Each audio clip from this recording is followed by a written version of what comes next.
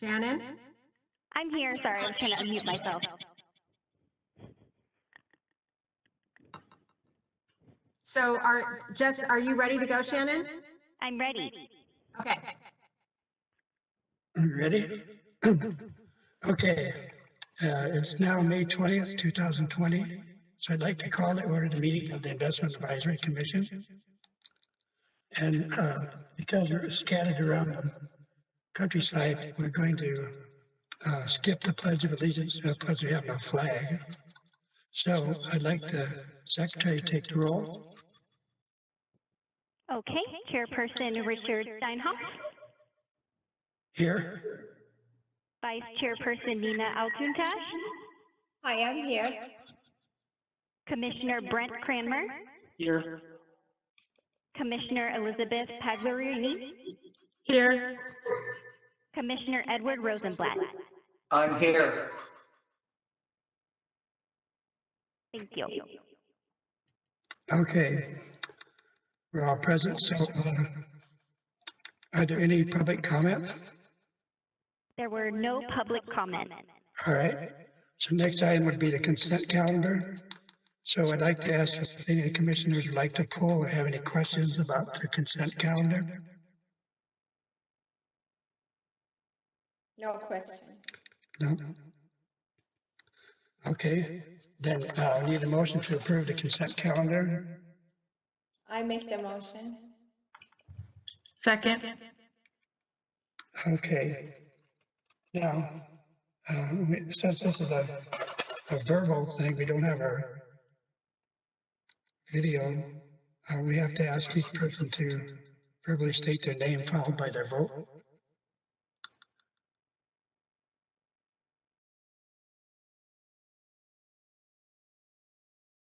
We can line up the votes with the name. Well, that would be good. I don't have, okay. Shannon, can you do that maybe? Yeah, could staff do that? That would be great. Sure. Okay, Nina, Yes. Rich, Yes, Brent,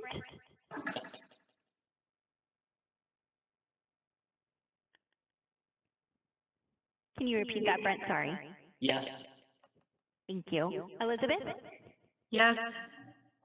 and Edward. Yes. Thank you. so the motion passes 5-0. Okay, next item, do we have a staff report? Yeah, I'd like to introduce you to Mia Corral Brown and Jeff Probst from Chandler Asset Management. They are going to give you a market update and review the investment portfolio and strategies for our portfolio. I'd like to start by just saying hello and introducing myself. I'm Mia Corral Brown, and I'm a relationship manager at Chandler. I've been with the firm now for almost 16 years and have over 23 years of experience in the investment industry.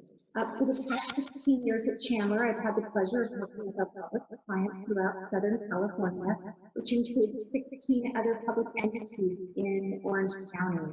So I've met Andrea and Cheryl on several occasions, and now that Dawn has moved to Northern California, I will be working closely with Jeff on the city's engagement. So if you should ever need anything, have any questions, both Cheryl and Anna know how to get in touch with me. So we know that a lot has changed in the world since the last IAC meeting, and I'm going to turn the presentation over to Jeff so that he can talk to you a little bit about the economy, what has changed, and then the portfolio metrics. Thank you, Mia. Can everybody hear me okay? Good. All right. Good afternoon, City Mission Viejo. Again, I am Jeff Probst, and I'm happy to explain some of the changes that have occurred over the past 3 months in the economy, as well as what has occurred in the portfolio over the past 3 months. So with the presentation, if everybody has the presentation in front of them, I will start on page 3 with the economic update. Most of us are very well aware about what has been going on in the economy over the past 3 months. It's hit the headlines, and the evening news is even carrying much of the economic data that I will be discussing. But from a real broad level, the coronavirus has impacted the market and the economy significantly, more so in March and April, which we will talk about coming up here as well. During March and April, the Federal Reserve took unprecedented actions in order to stabilize the volatility that we were seeing within the market, with the hopes of also promoting a little bit more of an easy monetary policy that could potentially, soften some of the blow that the economy was currently experiencing. To do that, they had two unannounced Federal Reserve meetings, FOMC meetings, where they subsequently reduced the federal funds rate from about 150 basis points down to 0 in two different increments. First time it was a unannounced 50 basis point cut, and then about 2 weeks later they did another 100 basis points unannounced before their scheduled FOMC meeting. They then canceled their next FOMC meeting because they met about 3 days before in order to make that decision. Along with also reducing the federal funds rate, they also instituted numerous different supportive plans. They started purchasing more government securities, treasuries, mortgage-backed securities, and government-backed commercial mortgage-backed securities as well. They did it at the tune, at the rate that has never seen before. In the last 15 days of March, from when they started the program to the end of March, they purchased roughly $1 trillion worth of securities, about $650 million in treasuries, and about $350 million in mortgages. They have subsequently purchased about $2.4 trillion in securities since the start of their program, roughly, let's call it March 15th, give or take a couple days, probably to the later side. Again, very, very huge sums of money, where they were first initially trying to stabilize the market. The market became very unstable in March, where it was even difficult to buy and sell a treasury security without a very large bid-ask spread. So the Fed stepped in, and they're continuing their involvement in the market, though they have started to reduce their involvement, purchasing less and less on a daily basis. And we would expect them to continue to purchase less and less, but still be actively involved in the market in order to provide the market a signal that they are going to be involved until things are settled. We're still not settled. We're still on lockdown. We're still doing meetings via online platforms and such. So we can talk about a few of the more programs as we go through this as well. The result of much of this has been the result of their actions has been interest rates going down precipitously lower, with the 2-year note bottoming out at about 12 basis points. The 5 years currently trading right around 33 basis points. And when we think about where that was about a year ago, those rates are right around 3%. So over the past year, the 2 years rates have fallen dramatically. And within the past 3 months, they have fallen about 125 basis points or so. We'll see that in the very last graph. And then we'll also, looking through some of the data on these next slides, we will see kind of the real impact that coronavirus is having on the economy. And then we'll try to provide a little bit of color where things may end up over the next few months, and 6 months, maybe even a year. Though it's very difficult to make those projections, since I think everybody is at a loss for words. So looking at page 4, speaking of employment, it's a very, I would just like to say, I think it's tragic. During the month of March, we had, so this data is a bit delayed given that we provided these reports before the April unemployment report. So in March, in this data, it says that we had 701,000 jobs lost. What's key to understand with this non-farm payroll report is that they survey people during the week of the month that includes the 12th. And what they ask is, have you at any time been employed during this pay period? So during that pay period, the first 2 weeks of March, it actually was revised down to negative 800,000, but that means that a lot of people were losing their jobs even before the lockdowns were instituted. Looking to the April report, of which was reported before, after we actually had to give these reports to staff, 20.5 million people lost their job in the month of April, of which is just absolutely mind-boggling. The worst monthly number during the financial crisis was roughly 700,000. So just in a single month, we had 20.5 million. We had the unemployment rate jump over 10% in a single month to 14.7%, something crazy like that. The Labor Department, the U.S. Department of Labor, the BLS, also says that the unemployment rate could easily be another 5 percentage points higher, given that some people just decided to leave the labor market. So the participation rate fell significantly. I also like to talk about there's also a good portion of society or of people that are currently on federal another form of federal support, not unemployment. Think about the airline industry. There are a lot of pilots, stewardess, maintenance folk, you name it, that are currently being paid. They have a job, but probably when they come around September 30th, when the agreement that the airlines made with the federal government winds down, they will probably not have a job. The people with PPP loans, they have a mandate that they need to keep people employed. They have, 75% of those funds need to be used for employment.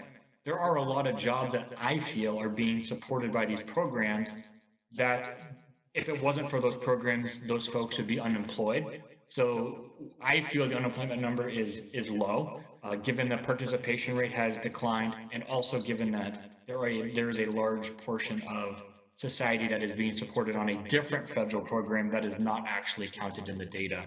So we see in this graph of March that unemployment rate only went up to 4.4% from the historically low, roughly 3.5%. Again, that's now roughly 15%, and we would expect to see the next unemployment report that comes out early June. That's going to represent last week. They actually surveyed last week for the May report that will then be reported in June. I would just cuff it at probably another 10 million people will have lost their job during that time period. Going to slide 5. We've added in some additional employment figures. So this is just looking a little bit more historically speaking, where it puts that 800,000 into context. But if I was to add in the 20.5 million that was not included into this economic report, the first 5 years of job gains that we saw, they become invisible, because that 20.5 just makes the scale become so huge on this graph. It dwarfs all of those gains, and even the month of March's 800,000 decline that happened.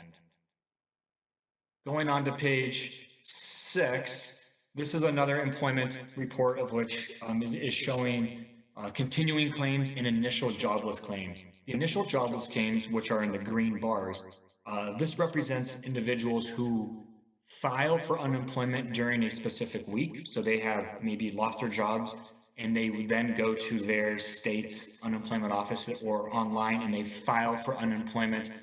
That is what's captured in those numbers. So during the week of March 20th, roughly 3.3 million people filed for unemployment during that week. Previously, roughly the largest number that was seen in the financial crisis on a weekly basis was 800,000. So just in that 1 month, we dwarf that. And then we go to the next week, right when we're in the heart of the start of the lockdown, roughly another 7 million people filed. So this is not cumulative, it is individual weeks. And then it has come down slightly. There are 2 additional readings of which are not on this graph, and they are roughly about 3 million more in each of those weeks. So we're at a total of about 36 million people have filed for unemployment claims. Now, sometimes they don't get approved. Maybe they don't have the sufficient evidence that they were actually employed, thus they get denied. Or maybe that they are still under the back, they have not actually received payment, and they are under, the government has got a big backlog of people. So we would expect to see that number to continue to tail off a little bit, but still at very, very high levels, given, where it's historically been. Now, continuing claims, which is the gray line, this is more of the additive of these initial jobless claims. So what this is indicating is how many people have filed, and then how many people have actually received the unemployment benefits. So they filed, they've been approved, and now they are actually receiving benefits. So there is a lag to that, because first you have to file, then the next week you'll come on to the continuing claims. And given that many states were overwhelmed with the number of claims due to just the vast amount, they're also, many of those governments were also transitioning to work from home situations. So it just took those workers longer to process those claims. That we still do think that there is a backlog. But we noticed that it's, in this graph, it's up to about 18 million people were on unemployment during mid-April. That is now up to more about 22 million. So 22 million people are currently receiving unemployment benefits, and we would think that would continue to rise, though at a slower rate than what we have seen. Just given that the bulk of folks have been, through the system, and now they're on the unemployment. Also, some people are coming off of unemployment. As the economy starts to open up in different regions, folks are able to get back to work, and they are no longer receiving unemployment. So these are numbers that are at very, very high levels. And what we will want to look for is how quickly will the trajectory of the reversal, as well as, if there are some people who are out of the labor force for so long that they might just give up. And those are the workers that we are most concerned about. Going on to page 7, one of this inflation chart used to be a key one that we would speak to with a lot of clients. Talk about employment, talk about inflation, put those two together, we could talk about where the Fed may want to go with raising or lowering interest rates. This is basic. This inflation chart is now kind of it's not that important anymore, because interest rates are at 0. They're going to be at 0 for the foreseeable future, given the headwinds the economy is facing. But inflation has decreased during this time period, as some prices have come under pressure. We see energy prices coming under pressure. Even car insurance is coming under pressure as people are driving less. We're all seeing that the advertisements on TV that insurance companies are giving back some of the premium. Used car and new car prices are also coming under pressure, as if you're not having to drive to work, you're likely not needing to buy a new car anytime soon.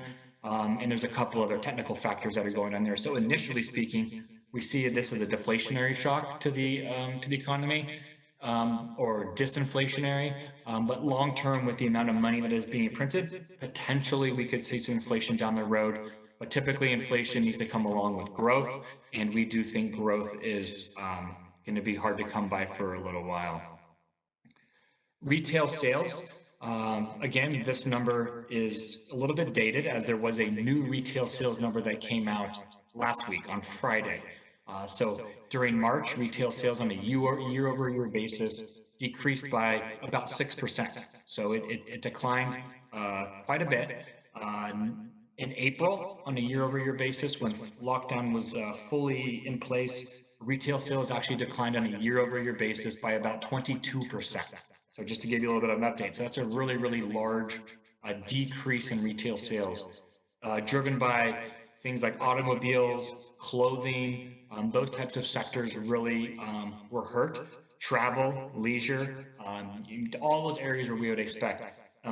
Interestingly, online retail actually picked up a lot of slack, and it actually grew as a portion of retail sales by about 50%. So it used to be about 14%, and it grew to being about 25% of overall retail sales. So online sales definitely picked up some of those slack, as people have went to Amazon or other online outlets for retail purchases. Going a little bit further to the next slide, looking at the leading economic indicators, all of these indicators are pointing to a severe drop in economic growth. Right now, some of the economic indicators are showing that Q2 GDP, so the GDP that we are currently in is going to come in at about negative 35%. So the quarterly growth rate of negative 35%, of which would be historically negative on any basis under record. So all of these indicators are showing for dramatic slowdown in growth. Looking to housing starts actually came out earlier this week, and they came out quite low. For the month of April, they came out at 900,000 on an annualized basis, of which would be quite a little marked down on this graph. And what that really represents is housing is a large part of the economy. If you think about what goes into building a house, the amount of labor that employs, the amount of raw materials, the amount of industrial, things that go into them, roofing, all of the appliances, etc. So with housing starts being so much lower, that really is showing that potentially the economy is not going to have as strong a growth as we may think. But also that reading was during April. So April, there was a lot of lockdown, there was a lot of regulation going on. Maybe construction workers couldn't be able to work, so there just were not starts. So we'll continue to see if future months do rebound back again. There is still housing shortage. There's been an underbuilding of housing since the overcorrection of lack of housing after the financial crisis. So we'll see if maybe this was just an anomaly of a month, or if there is a trend line to lower housing starts. The graph on the right is Case-Shiller Home Price Composite Index. This data is quite lagged. The most recent data is only as of February. We have not received a newer reading since. We would expect that to, where does it go? I think that's our best guess. Given that people are really unable to purchase houses that easily right now, it could go down. There also could be a bidding war for people looking to buy houses out in the suburbs, as they are maybe people who used to live in New York City want to move a little bit more inland if they're able to work from home. So I think housing prices are a big question mark, but also those tend to be a much more of they lag what's going on in the economy. Home prices didn't really bottom out until about 2011 versus when the economy really bottomed out in mid-2009. So we'll see, and we'll see if there's any signs of people shifting where they live given the new dynamics of working from home or their comfort living in larger cities due to these virus and such. On page 11 is manufacturing. Again, both of these indicators, the Institute of Supply Management Purchasing Manager Index and industrial production, are both showing very large contraction type levels, of which we have seen in the ISM index on the left for about the past 2 years. For about the past 2 years, the United States was involved in a trade war that really decreased some of our manufacturing capacity. And then since we got into these last 2 months, it has just really fallen down, of which would be expected. So we would expect that to continue to be in contraction zone until we start to see a recovery in the economy and people able to get back to work and such. Page 12 is GDP. Again, the first quarter of 2020 came in at negative 4.8%. That's actually a fairly negative number. I mean, on a historical reading of GDP, negative roughly 5% is pretty poor. But next month or next quarter is going to be even worse, where estimates are right around negative 35%. In our commentary here, we have that the median estimate is roughly 27%. That has since been updated after retail sales came in on Friday, and we've had some more of the housing data this week. Estimates have gone a little bit lower. So the severity of some of the economic data, to me, and it's what's always impressive to me is that even the estimates of economists of these economic data points before they come out, they're pretty terrible. But it seems like the data always comes and surprises even more to the downside, of which is tragic. But it's quite something to witness that even some of these really dire projections, it actually comes out to being worse. The Federal Reserve balance sheet, I spoke about that a little bit at the beginning, with the Federal Reserve actually purchasing significant amounts of securities in the open market. So far they've purchased about $2.4 trillion of treasuries, agency mortgage-backed securities, and agency commercial mortgage-backed securities. Starting last week, they also started purchasing corporate note ETF securities. So they are actually going into the market and purchasing corporate notes of investment grade companies. This is something that they have never done before. So they actually had to set up a few different lending facilities with money from the Treasury, and then the Federal Reserve is able to then do a bunch of stuff, and they now have the capacity to purchase about $750 billion of U.S. domiciled corporate notes. So what's going on there is they can do it two different ways. They can purchase notes in the primary market. So when an issuer comes to market, they can purchase notes. They can purchase up to 25% of their issuance, or they can go into the secondary market and they can purchase individual companies' corporate notes off of dealer balance sheets. So that Morgan Stanley, Citibank, Bank of America, you name it, they had inventories of corporate notes. They could buy them from those institutions to hold them. Or they can go into the market and purchase ETFs, of which potentially many of you own in your personal accounts, where an ETF is like a single security, but it is composed of many different securities underlying it. So the Fed has actually went through the ETF process for several reasons. If they were to go through the first two avenues, through the primary market or through the secondary market, individual companies actually have to apply to the Federal Reserve and fill out a whole form saying why they should be eligible to be purchased by the Fed. And I don't see a lot of companies actually wanting to go through that process. So I think the Fed is going to continue to purchase through the ETF market and to support the market, to support the overall credit environment. The federal funds rate graph on the right shows that it is now down to zero, with those quick moves in March coming lower. On page 14, we see the Treasury yield curve. I like to look to the right side first to see the actual yield curve from basically 3 months out to 30 years. The first two lines above, one is from a year ago. That's the green line. So a year ago, the yield curve had a very slight inversion, indicating that the market was anticipating additional rate cuts, but then it was upward sloping after that. Looking at the end of January, the inversion is still present as investors were still, looking for additional rate cuts from the Federal Reserve.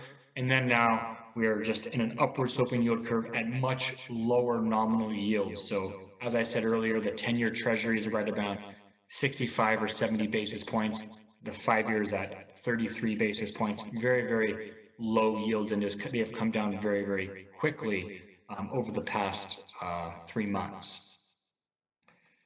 I believe that is the end for the economy, and given the format we're in, I'm happy to take any questions or expand on anything about the economy before we move on to some of the other portions of the presentation. I'll wait for a little bit.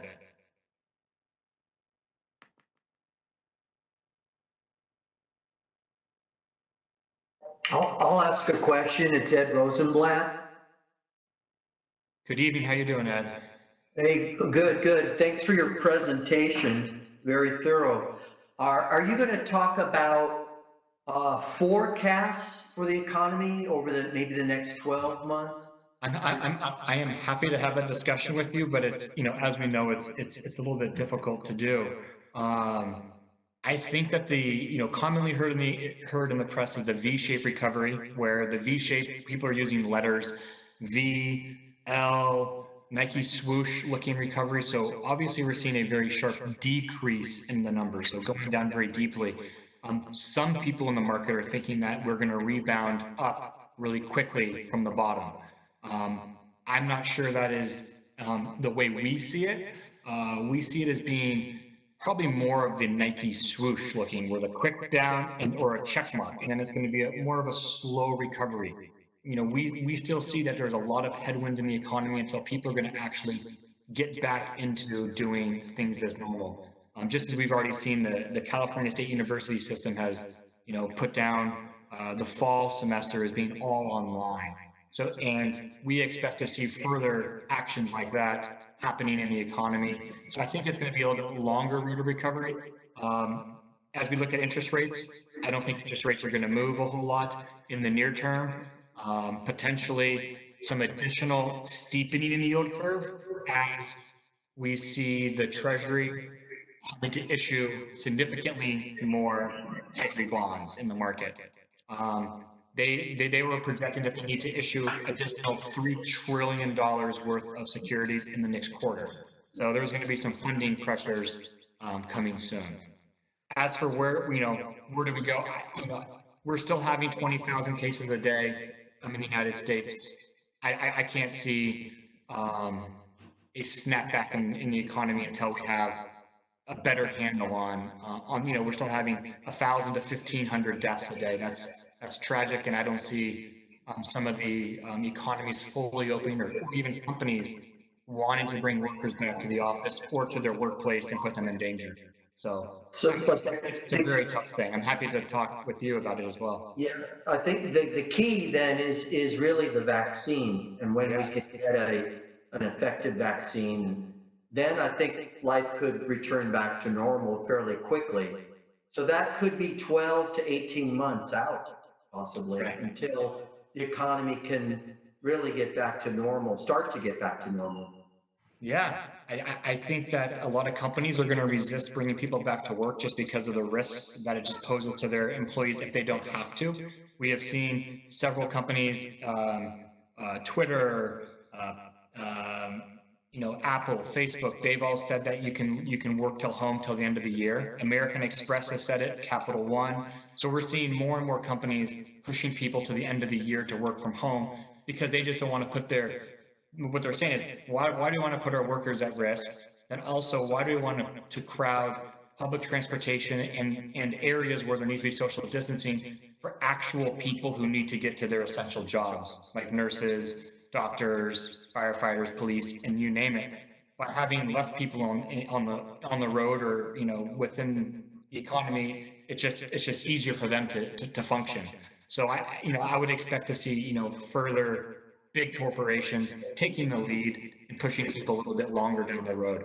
At Chandler, we're currently in mid-July, but I would expect to see that move a little bit out further. It's just as time goes on. Thank you very much. Anybody else before I move on? All right, seeing none, you can always interrupt me at any time. It's okay. So going on to page 16, the objectives of the portfolio are to provide safety, liquidity, and yield commensurate with the amount of risk in the portfolio. And, me and I would like to just say that the portfolio has functioned exactly as designed. It has provided safety. So the portfolio is operating just as we thought it would and has been designed. So it is very safe. There's liquidity if the city ever needed to pull upon it. We can sell securities, at a very close bid-ask spread, and it is providing yield that is consistent with where the market is at. And the goals are just to, achieve a return that is, at or above the benchmark over a cycle. Obviously, we're in the middle of a cycle right now. And then the strategy is to, use all investment securities that are available within the policy as well as California government code. Looking at page 17 is the compliance statement, and the compliance statement shows that the portfolio is in compliance with the city's policy as well as California code. Then looking at the statistics of the portfolio over the past 3 months from December to March, the portfolio actually increased in value. There was a contribution of about I think $1 million during the time period. But there was also some appreciation of the portfolio securities as interest rates have fallen in the market. So interest rates have fallen, those longer term securities have appreciated. So there was a contribution of $1 million, I believe, of if I remember correctly, as well as appreciation. The portfolio remains very highly rated at a high AA rating, and we have not seen significant ratings downgrades from corporate credits within the portfolio.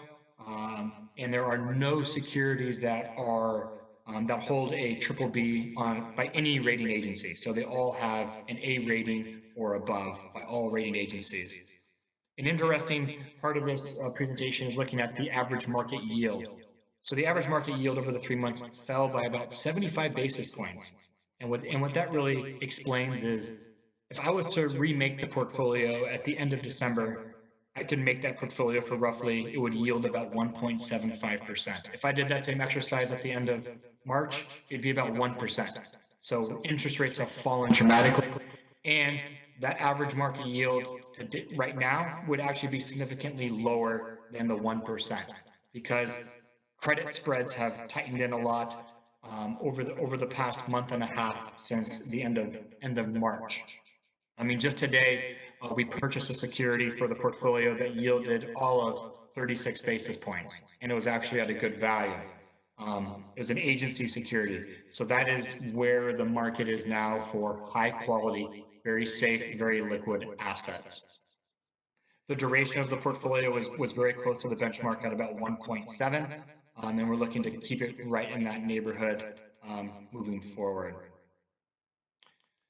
And then looking at the sector distribution on page 19, the portfolio has remained well diversified with a significant amount of the portfolio in agency and or treasury type securities. Roughly about 55% to 60% of the portfolio is within those securities, and an allocation to corporate notes. And the corporate notes are where we do find some of the volatility that can come within the pricing.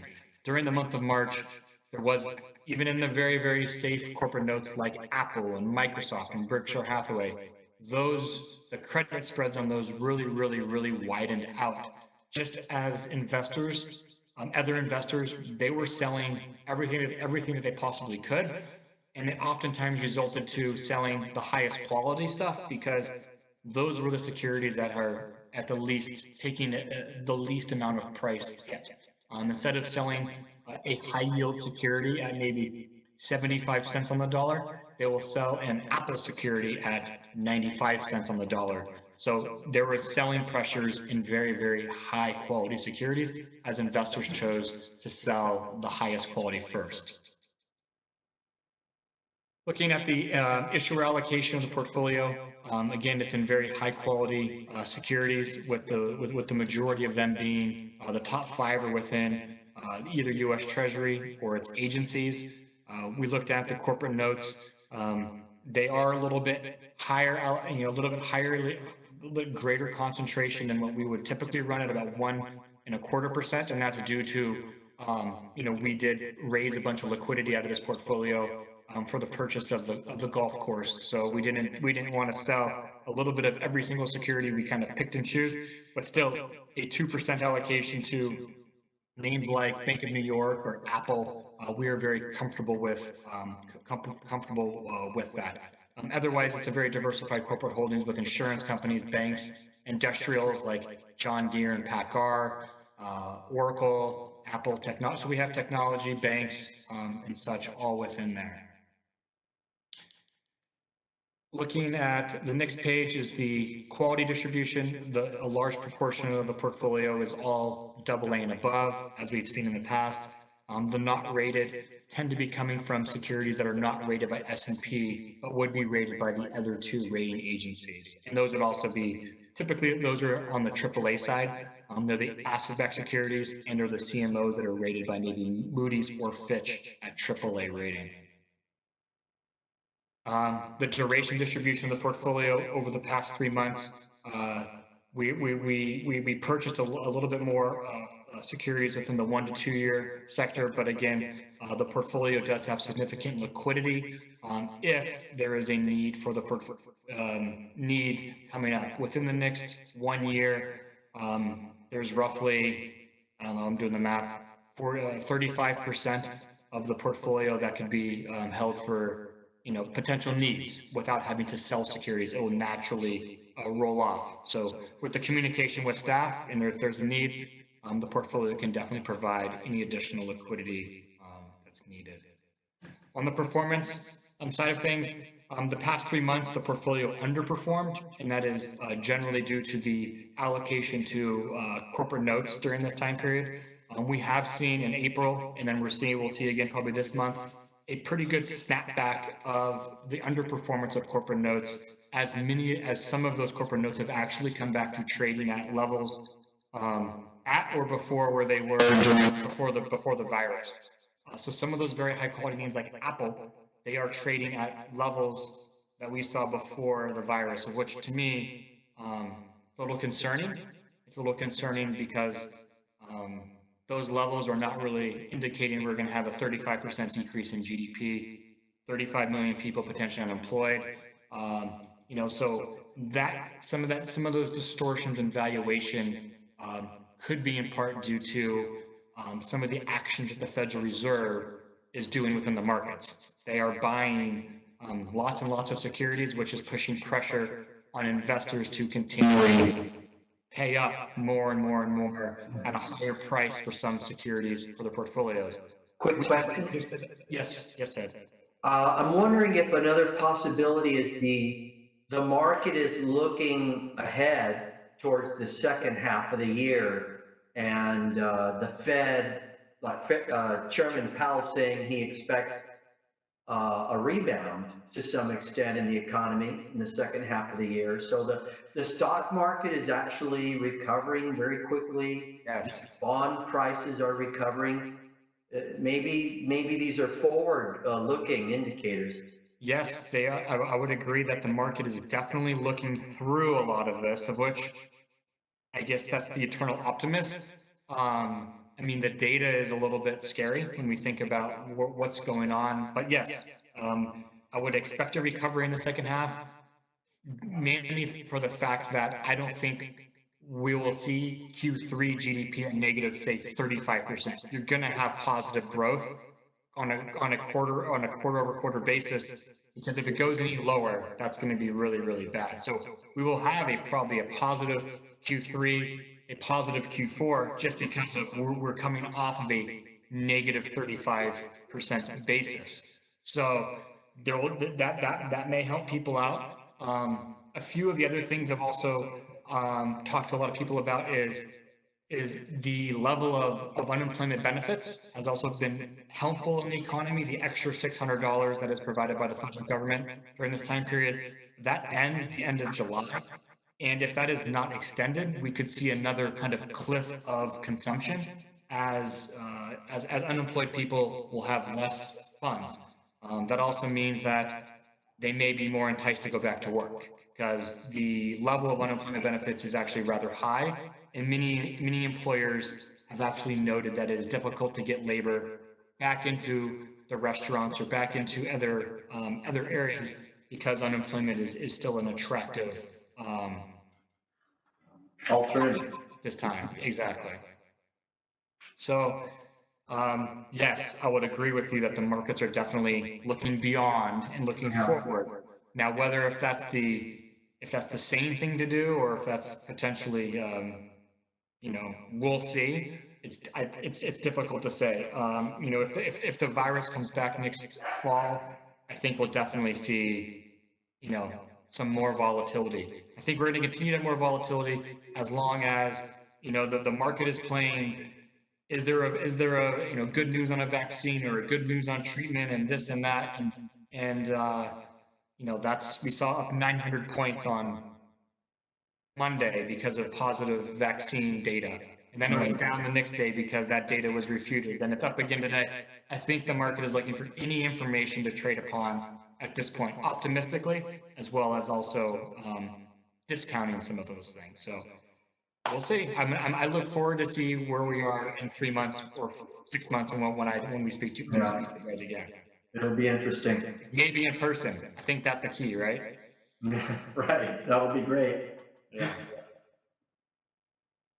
Any other questions that I could help anybody with?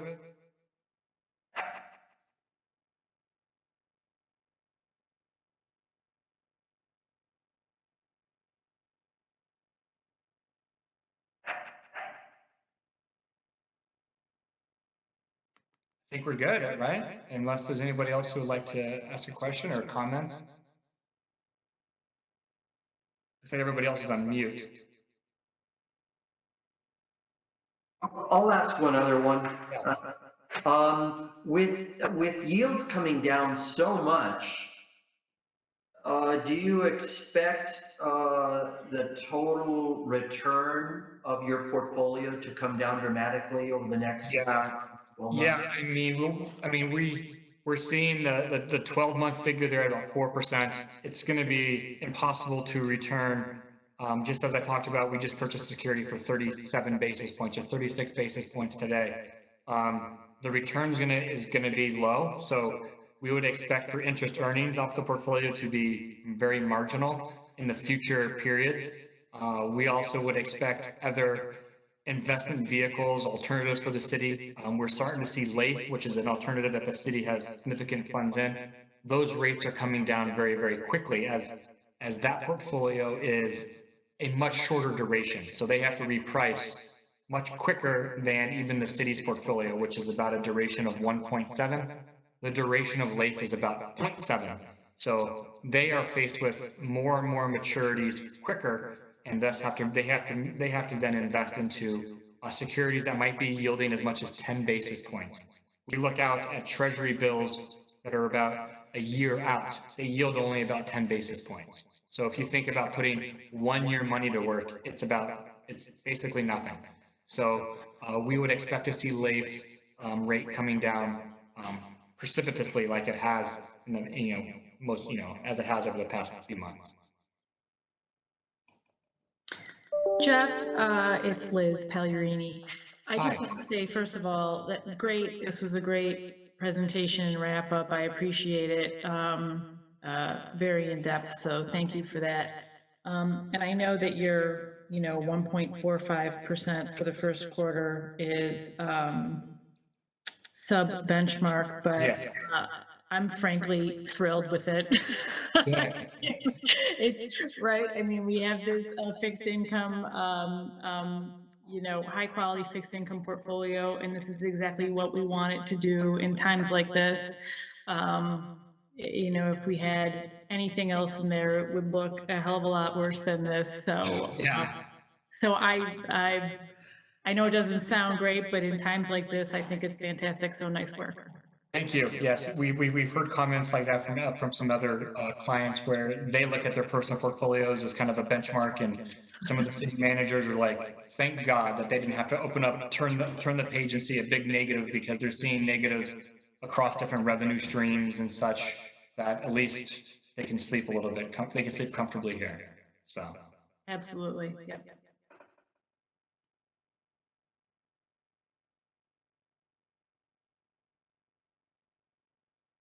all right, I think we could move on unless there's anybody else.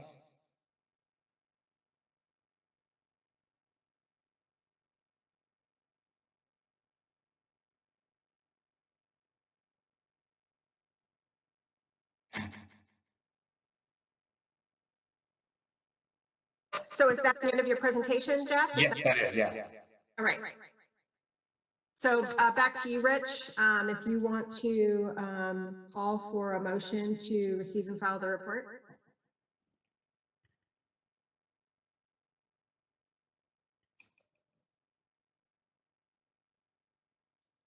So I'll make the motion. I've unmuted him, so Okay. you could talk and we should be able to hear you, Rich. Do we have a second? Oops, I think Nina did. Hold on, let me unmute her. Okay, go ahead, Nina. Yes, I second it. Thank you. for unmuting. Okay. Would you like to call the roll? So Shannon? I'm going to ask for the vote. Richard Steinhoff, Yes. Nina, Yes. Brent, Yes. Elizabeth, Yes. and Edward. Yes. Thank you. The motion passed 5-0. Okay, now, next new business, do we have a staff report? Okay, so this is the annual investment policy review. Yes. The city is required to review our investment policies on an annual basis. And we usually take these policies to the city council at the start of each fiscal year. And we do so after they've been reviewed by this commission. So what we've brought before you today is our various investment policies. You'll see that we have one for the city, Housing Authority, and the CDFA, our Community Development Financing Authority. Based on, usually what we do is we review these policies and we present to you any potential changes we think we might want to make to them, or any issues that may have arisen during the course of the year that we think need to be reflected in our investment policies. And we don't have any such proposed revisions or issues that we want to address with this year's review. However, we also like to present these to you in May so that you can ask staff to look at anything within our investment policy as well. So we want to give you the opportunity to provide input to us so that when we bring these back to you in August for actual approval and recommendation to the council for approval, we have some time to review any issues that you'd like to see us review. The point of bringing these to you now is to give you that opportunity to, ask us any questions regarding this, or to ask us to look at anything related to our investment policy. So at this point, I just then would just open it up to the five of you to, address any comments to anything you'd like us to do in regards to our review of the investment policies. Richard Steinhoff. I have a question. Do we have a list of authorized financial investment companies? You mean, well, I'm not sure I understand your question. I mean, we don't use brokers. So, and we have one financial institution, which is our bank, US Bank. And so I'm not really sure I'm following your question. Okay. Well, we have an investment advisory company that takes care of that. And then, right. But the reason for my question is, I think we voted last year to eliminate any investments with Wells Fargo. Right. We, when we hired Chandler, we had presented or asked you to provide direction as to whether or not you I'll call it ban on investing in Wells Fargo. And so that was a decision we brought to you last year, and you all sort of agreed that yes, we wanted to continue that. That was more of an issue of providing our directives to Chandler in our investment portfolio. So we can talk about that if you want us to. That actually isn't contained within the investment policy, though. So we wouldn't actually put that directive in the investment policy. Right. That's just a separate sort of discussion outside of the investment policy. Right. But we can't revisit it because we know that this is something that we've talked about for the last couple of years. Actually, we've brought it up. And it first came up a few years ago when the city was actually making its own investment purchases, and we were hiring our own brokers, and Wells Fargo is one of those brokers that we were directed not to use. But we don't use brokers anymore, so it's not an issue there. And I think Jeff can speak to it, but we don't have any investments in Wells Fargo, and they continue to maintain Wells Fargo on our ban list, so to speak. Okay.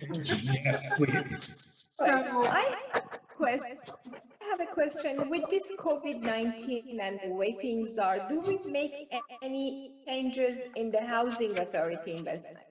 Do we put any changes in place for that or no? Well, the housing authority generally follows the same investment policies as the city because of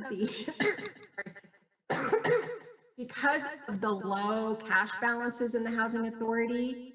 we have set up a separate condition in that investment policy to allow us to invest entirely in LAIF, because right now there's only $100,000 in that. Yes. portfolio. There's really not a, 140, I think, last year, yes. yeah, it's, the cash balance right now is 117,000. So there's really not a lot in there to do with. And on top of that, the Housing Authority owes the city, has a loan with the city, or a note with the city for $2 million. And so when we get excess money in the Housing Authority, that has first priority in terms of how we spend the money. So we don't expect any significant balance in the Housing Authority anytime soon.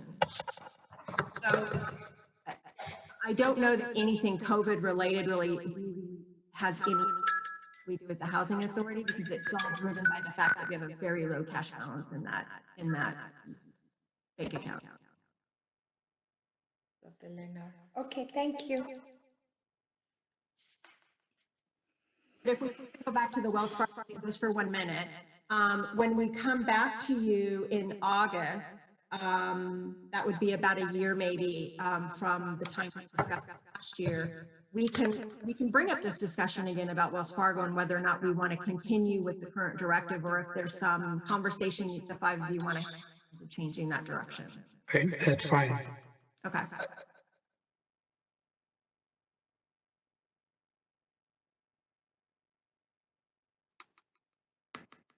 So does anyone have any comments or changes they would like to see? No, not me. Okay, so Cheryl, we don't need to take an action today, right? You don't. We will just bring these back to you in August in what we will consider the final form for the 2021 fiscal year, and your action will be taken at that time, where you will be recommending to the city council that these investment policies be approved. Great, okay. So do you have any more comments? Cheryl? I have one question, said Rosenblatt. Is there a list of the policies somewhere that we can review? I'm not sure where to find that. The actual policies? That's section 8. Yeah, the investment 8 in the book. are in section 8. That's what we're supposed to be voting on in August? Yes, we will be asking you to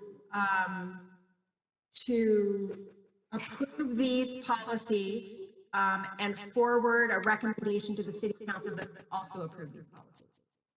Okay, so we should look at section 8 very carefully. Right.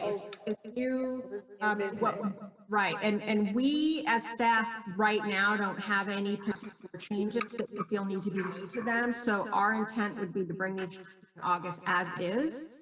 So unless you have something you'd like to address, you should probably communicate that to us. And if you're not prepared to do that now, you could do it offline. Okay, I'll take a look at section 8. Okay, anything else, Cheryl? So just as far as comments or moving on to the next item, is that your question, or Richard? Yeah, do you have any, is that your staff report, or is there something else? No, my staff report, it's been crazy, I could tell you. It's kind of nice that the investment side of this has been running pretty smoothly, because my time has had to be focused on everything else, right? So it's nice that this particular area sort of runs real smoothly, and Chandler does a great job overseeing it for us. And so it has allowed me to kind of focus elsewhere. I'm not really sure if you're aware kind of our budget process, but every year when we get 6 months through the year, the city will do what we call a mid-year review of our budget. That's standard practice, and we usually take that review to council for approval, and which we did in the first meeting we had in March. And of course, everything kind of blew up right after that. So we took a mid-year review with some changes that were not that significant on the whole, and certainly didn't reflect everything that was going to happen after we did that. So we had to immediately start working on a budget reduction plan to respond to what was happening as a result of the pandemic. And so we put together a reduction plan that we took to council in April, if you didn't know. And so our projections showed a $3.6 million reduction in our general fund revenue. The majority of that was in sales tax. 2 million of that was a reduction in sales tax, which I'm sure makes sense to you considering the economy was completely broadsided by the stay-at-home order. And so it caused us to have to react really quickly to trying to reduce our budget by a like amount to keep our budget balanced. And so we were able to do that. We did eliminate $8.6 million of appropriations out of our budget to match the revenue reduction projection. And so we are able to say that we continue to have a balanced budget for this fiscal year. So that action was taken in April.